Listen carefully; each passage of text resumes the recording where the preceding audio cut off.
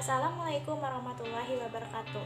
Alhamdulillahirrabbilalamin. Nahmaduhu wa nasta'inuhu wa nastaghfiruhu wa na'udzubillahi min syururi anfusina wa min sayyiati a'malina.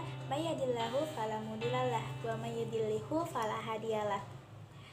Kita ucapkan puji dan syukur kehadirat Allah Subhanahu wa taala yang telah memberikan banyak nikmat kepada kita sehingga saya bisa menyampaikan presentasi ini. Perkenalkan, saya Hasya Kalisa dari kelas 10 Agama. Saya ingin menyampaikan sebuah presentasi pelajaran ushul fikih dengan tema sejarah fikih dan ushul fikih. Sejarah fikih dan ushul fikih dilalui oleh 5 fase. Yang pertama, fase pertumbuhan. Pada fase ini disebut sebagai periode Rasulullah Sallallahu Alaihi Wasallam. Semua yang diucapkan Rasulullah adalah wahyu sesuai dengan Al-Quran Surah An-Najm ayat 3-4. Pada periode ini, wahyu adalah satu-satunya sumber. Lalu bagaimana dengan ijtihad yang dilakukan oleh Rasulullah SAW ketika tidak ada nas Al-Quran? Dalam hal ini, ulama membagi dua, yaitu ijtihad persoalan duniawi dan ijtihad terkait hukum syara. Kalau ijtihad tentang persoalan duniawi itu misalnya kayak peperangan, nah para ulama ini menyetujui bahwa Rasulullah boleh berijtihad. Tapi kalau untuk hukum yang tentang hukum syara dan keagamaan terdapat perbedaan pandangan dari para ulama ini. Menurut jumhur ulama, Nabi Shallallahu Alaihi Wasallam memiliki kewenangan berijtihad karena ijtihad yang dilakukan tidak berasal dari hawa nafsunya, melainkan dari wahyu.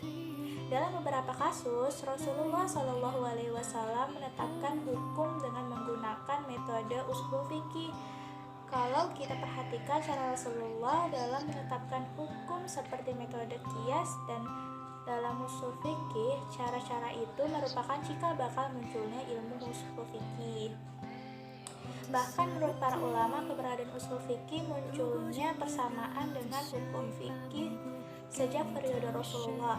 Sebagaimana jelaskan bahwa sumber hukum Islam pada periode ini terbatas, yaitu sumber hukum Islam yang dibacakan yaitu Al-Quran, dan sumber hukum Islam yang tidak dibacakan yaitu sunnah Nabi.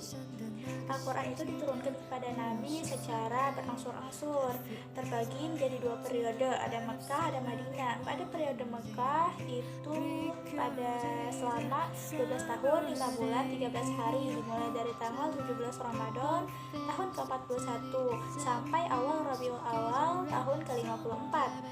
Pada waktu Madinah berlangsung dari 9 Zulhijjah berlangsung 9 bulan 9 hari, dimulai Rabiul Awal tahun ke-54 sampai 9 Zulhijjah tahun ke-63. Turunnya Al-Quran berangsur-angsur menandakan pembentukan hukum Islam atau fikih yang dilaksanakan secara bertahap, khususnya hukum yang terkait penyakit terkena dalam jiwa manusia. Contohnya pengharaman khamr. Demikian tidak ada hukum dalam Al-Quran yang di luar batas kemampuan manusia. Sunnah adalah wahyu dari Allah yang tidak dibacakan, cuman hukum semuanya kembali kepada dua sumber itu, yaitu ada Al-Quran dan As-Sunnah. Kedua sumber hukum ini saling menguatkan dan saling membutuhkan untuk sampai kepada pemahaman dan penjelasan yang benar. Pertumbuhan hukum Islam dalam periode Rasulullah memiliki ciri khas. Apa sih ciri khasnya? Yaitu ada pertumbuhan hukum sesuai dengan realitas kenyataan yang terjadi di masyarakat. Terusnya ada pembentukan hukum fikih dilakukan secara bertahap. Maksudnya itu untuk memberi kemudahan dan mempertimbangkan kebutuhan bagi manusia. Dan yang ketiga yang menjadi sumber hukum itu hanya Al-Quran dan Sunnah Nabi Sallallahu Alaihi Wasallam. Fase kedua yaitu fase perkembangan dari tahun 11 Hijriah sampai akhir abad 1 Hijriah.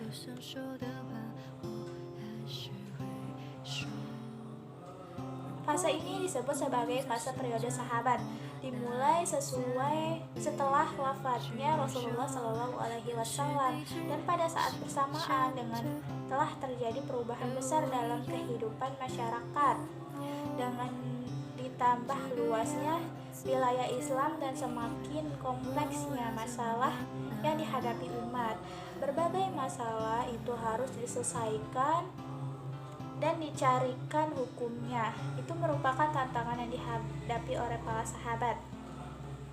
Para sahabat adalah generasi yang paling memahami arti dan maksud dari wahyu, baik Al-Quran maupun sunnah Nabi, karena mereka pernah hidup sezaman dengan Nabi, sehingga mereka mengetahui peristiwa yang melatar belakangi turunnya ayat Al-Quran dan keluarnya hadis Nabi.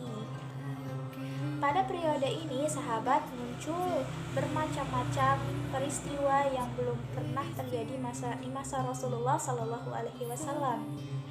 Oleh karena itu, para sahabat harus berijtihad untuk menetapkan hukumnya. Ijtihad ini menggambarkan metode mafhum qiyas dan masalah hasil ijtihad yang dicari para sahabat menjadi kesepakatan semua sahabat, dinamakan ijma. Kalau pendapat individu para sahabat itu disebut dengan fatwa. Jadi kalau misalnya ijtihad yang disepakati semua sahabat itu disebut ijma. Tapi kalau misalkan ijtihad yang dimana disepakati oleh individu saja itu disebut dengan fatwa. Lanjut.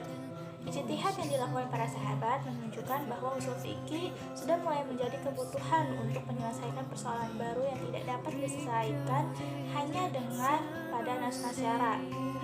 Para periode ini, ijtihad sahabat ini menjadi sumber hukum Islam setelah Al-Quran dan hadis. Contoh ijtihad para sahabat yang dilakukan oleh Umar bin Khattab pada saat itu yang tidak menjatuhkan hukum potong tangan kepada seorang pencuri yang karena darurat atau terpaksa mencuri untuk memenuhi tuntutan hidup keluarga yang kelaparan di waktu paceklik. Apa yang dilakukan Umar bin Khattab ini meninggalkan tuntutan hukum kulli atau umum berupa saksi potong tangan dan memilih menggunakan bentuk istisna, pengecualian, pemberian takzir dalam bentuk lain karena dianggap lebih tepat. Cara berpikir sahabat Umar bin Khattab ini dalam ilmu usul fikih disebut dengan istihsan. Hasil ijtihad periode sahabat ini belum dibukukan, jadi belum dapat dianggap sebagai disiplin ilmu sendiri. Oleh sebab itu, ijtihad mereka belum disebut ilmu fikih atau usul fikih. Walaupun demikian, yang dilakukan para sahabat itu sudah menjadi praktik usul fikih. Dengan merusuk penggunaan teori istinbat yang tidak menyimpang dari yang diajarkan Rasulullah, meskipun belum sistematis, hasil ijtihad mereka menjadi bahan acuan bagi generasi sesudahnya dalam merumuskan teori-teori ijtihad.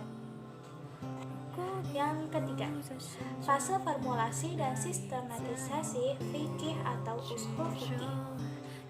Dimulai pada masa tabi'in sekitar tahun 100 Hijriah sampai dengan tahun 300 Hijriah. Pada fase ini telah dimulai gerakan pembukaan fikih, sunnah, dan ilmu-ilmu lainnya. Para imam mazhab dianggap sebagai peletak dasar usul fikih karena mereka mengembangkan formulasi teori-teori ijtihad permasalahan-permasalahan hukum baru yang dapat menyelesaikan permasalahan-permasalahan hukum baru. Upaya formulasi dan sistematisasi ilmu usul fikih dengan menulis kitab Al-Risalah. Kitab ini merupakan kitab usul fikih pertama yang berisi kaidah-kaidah usul yang telah diterapkan oleh para sahabat tabi'in dan imam-imam mazhab sebelumnya. Atas prestasinya ini, Imam Al-Syafi'i dianggap sebagai bapak usul fikih. Jadi Imam Al-Syafi'i dianggap sebagai bapak usul fikih. Yang keempat, fase stagnasi. Stagnasi atau kemunduran dimulai sekitar tahun 350 Hijriah sampai akhir abad ke-19 Masehi. Fase ini dikatakan sebagai fase stagnasi karena terjadi kemunduran pemikiran fikih ataupun usul fikih. Hampir tidak ditemukan pemikiran baru yang diselesaikan atau yang dihasilkan para ulama pada periode ini. Ada beberapa aspek penyebab terjadinya kemunduran. Apa aja sih aspeknya?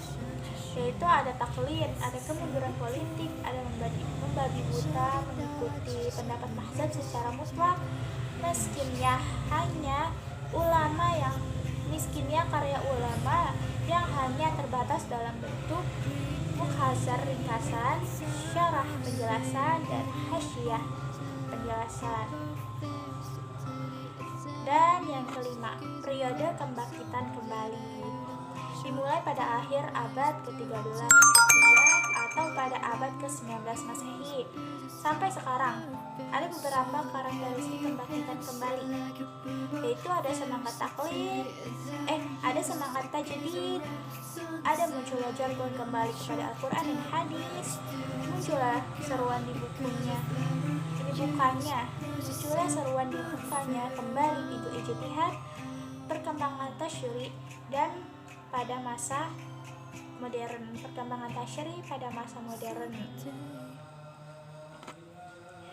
Jadi pada fase kelima ini dimana sudah memulai perkembangan fikih dan usul fikih sampai sekarang. Dan sekarang kita sudah mempelajari tentang sejarah fikih dan usul fikih yang dimana ada 5 fase, yaitu ada fase pertumbuhan, fase zaman sahabat-sahabat Nabi, ada fase formulasi, ada fase stagnasi ataupun kemunduran, dan yang terakhir ada fase perkembangan kembali. Dan alhamdulillah telah selesai kita membahas bagaimana sejarah fikih dan usul fikih. Mohon maaf jika ada kata ataupun ucapan yang tidak berkenan di hati. Terima kasih sudah menonton. Wassalamualaikum warahmatullahi wabarakatuh.